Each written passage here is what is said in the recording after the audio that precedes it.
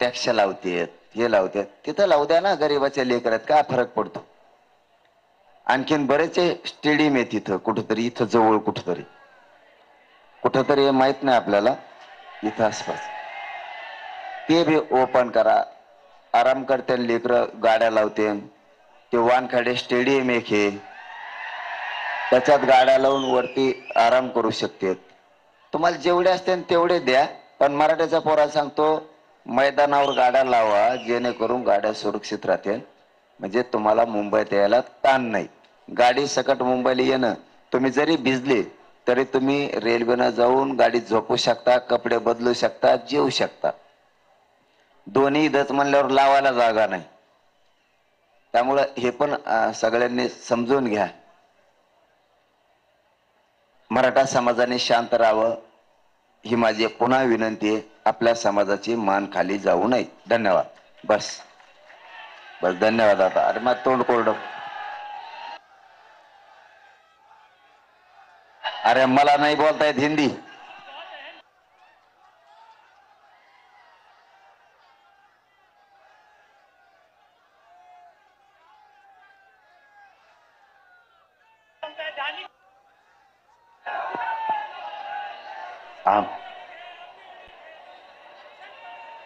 आमची मागणी ही संविधानाला धरूनच आहे. सगळ्या सरकारला माहिती.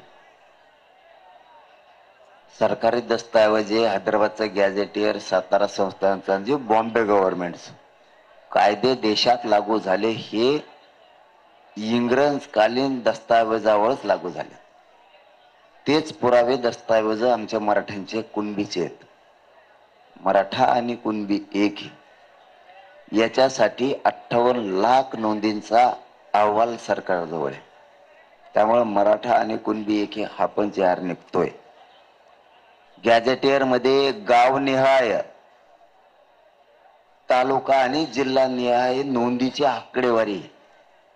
म्हणजे मराठवाड्यातला मराठा हा कुणबी आहे असंच प्रत्येक गॅझेटियर मध्ये. सगळ्या सोयऱ्यांची अधिसूचना काढली, तिची फक्त आता अंमलबजावणी करणं बाकीच आहे. पोटजात उपजात म्हणून कुणबींची, मराठ्यांची पोटजात उपजात म्हणून घेता येते. संविधानाच्या बाहेर ही मागणी नाहीये. फक्त त्यांना द्यायचं जीवावर आलंय.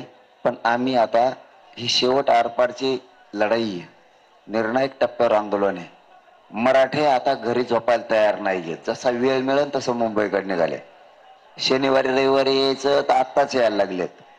काही जेव्हा वेळ असेल तेव्हाच निघतात. रात्रीच यायला लागलेत. त्यांना वाटतं आपले पोरं मुंबईत जाऊन संघर्ष करायला लागलेत, लढायला लागलेत, आपण घरी झोपून काय करायचं. सगळे मुंबईकडे निघाले. ते शनिवार रविवारची वाट नाही बघायले. वेळ मिळाला की मुंबई, वेळ मिळाला की मुंबईकडे निघाले.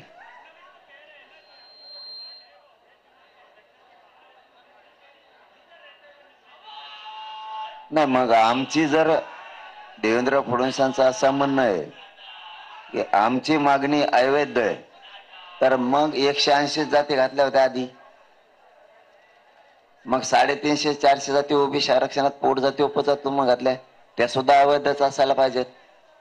मंडल कमिशननं 14% आरक्षण दिलं होतं, ते आता 30% झालं. मग वरचं 16% सुद्धा अवैधच असायला पाहिजे. एका डोळे गेले की त्यांचे. 50%च्या वर 52% कस काय झालं. वरचं 2% सुद्धा अवैध, ते उडवायला पाहिजे. ज्या जाती सदन झाल्यात त्या बाहेर काढायला पाहिजे होत्या. दर 10 वर्षाला त्यांनी त्याचा सर्वे करणं आवश्यक होतं. 50 वर्षात एकदा पण नाही केलं. हे पण अवैधच आहे. मग आमची मागणी तुम्हाला कायद्याला सोडून दिसती, आणि मग ते बाकीचं जे पोटजाती उपजाती घातल्यात त्या कायद्याला सोडून नाहीत का. मंडलनं तर 14% आरक्षण दिलं, तर वरचा घातलेलं कायद्याला सोडूनच घातलेलं आहे. मग 16% वरचं मराठीचं आरक्षण आहे.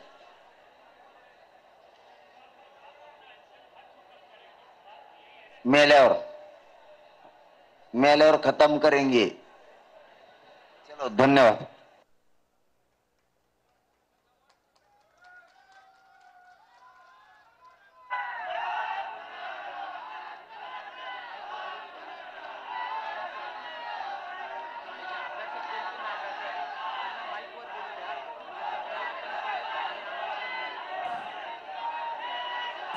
तर काही करून तुम्हाला आरक्षण देणारच, त्याशिवाय मुंबई सोडणार नाही असं जरांगे पाटील यांनी म्हटलेलं आहे.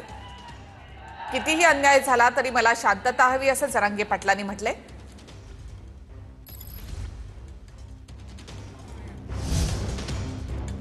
आणखी एक महत्त्वाची बातमी, उद्यापासून कडक उपोषणाला सुरुवात करणार असा इशारा जरांगे पाटील यांनी दिलेला आहे. उद्यापासून मी पाणी घेणं देखील बंद करणार असं जरांगे पाटील यांनी म्हटलं. आजच्या त्यांच्या उपोषणाचा 3रा दिवस आहे. सरकार अंमलबजावणी करत नाही, त्यामुळे उद्यापासून पाणी बंद करणार असं जरांगे पाटील यांनी म्हटलेलं आहे. उद्यापासून मी आता काल आज पाणी पिलं, उद्यापासून पाणी पिणे सगळं उपोषणाचं मी बंद करणार. सरकार मागण्याची अंमलबजावणी करत नाही, त्याच्या लक्षात येत नाहीये, त्यामुळे उद्यापासून मी पाणी बंद करणार. आमरण उपोषण कडक सुरू करणार. उद्यापासून पाणी सुद्धा बंद. आणि 5वा मुद्दा, मराठा समाजाच्या एकाही पोरानं दगडफेक अमुक तमुक करायचं नाही. तर मराठ्यानं शांत रहा, दगडफेक वगैरे करायची नाही असं आवाहन सुद्धा जरांगे पाटील यांनी केलेलं आहे. उद्यापासून कडक उपोषणाला सुरुवात करणार, पाणी देखील घेणार नाही असं जरांगे पाटील यांनी म्हटलेलं आहे. आणखी एक महत्त्वाची बातमी, तर राज ठाकरे यांच्यावर देखील मनोज जरांगे पाटील यांनी टीका केली आहे. ठाकरे ब्रँड चांगला आहे असं त्यांनी म्हटलं, मात्र राज ठाकरे विनाकारण मराठ्यांच्या प्रश्नामध्ये पडतात असं जरांगे पाटील यांनी म्हटलं. दोन्ही ठाकरे बंधू चांगले आहेत, ठाकरे ब्रँड चांगला आहे असं मनोज जरांगे यांनी म्हटलेलं आहे. राज ठाकरेंच्या जर काल सांगितलं की समाजाच्या राज्यातल्या नाही ते दोघं भाऊ चांगले आहेत, ते ब्रँड चांगला आहे, पण हे विनाकारण मराठीच्या प्रश्नाचा मध्ये पडतो. त्याला आम्ही कधी विचारलं का, तुला 11 ते 13 आमदार निवडून दिले आणि ते पळून गेले, त्याच्यानंतर तू आमच्या मराठवाड्यात कमाला, आम्ही तुला विचारलं का? तू कालपुण्यात कमाला, तुला विचारलं का? तू नाशिक सासरवडी, तू 50 बाऱ्या नाशिकला करून येतो, आम्ही तुला विचारलं का? एक दिवस लोकसभेला सुद्धा तो हा गेम केला, त्याच फडणवीसनं. त्याच्यानंतर विधानसभेत तो पोरग पाळलं तेनीच, तरी तो त्याच दुरण उडीतो, तो पोरग पाडलं. हे म्हणजे हे राज ठाकरे म्हणजे असं आहे, मानाला भुकालेलं पोरग. त्याच्या घरी नुसता फडणवीस चहा पिऊन गेला की सगळा पक्ष बरोबर झाला तरी घरात चालतो. असले कुचक्या कानाचं म्हणतात आमच्या खेड्यात, कुचक्या कानाचं.